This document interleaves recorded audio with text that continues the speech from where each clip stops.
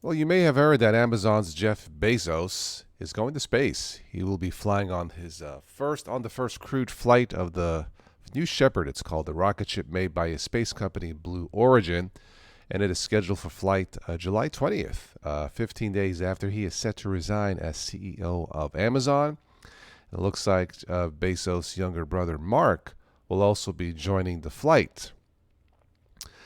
Well, I think that's cool, except for one thing. I don't know if you saw this, but more than 56,000 people have signed petitions to stop Jeff Bezos from returning to Earth after his trip to space. Petitions to stop Bezos' Earth reentry collected more than 56,000 signatures. The one with the most signatures says, "Do not allow Jeff Bezos to return to Earth." Uh, Ouch.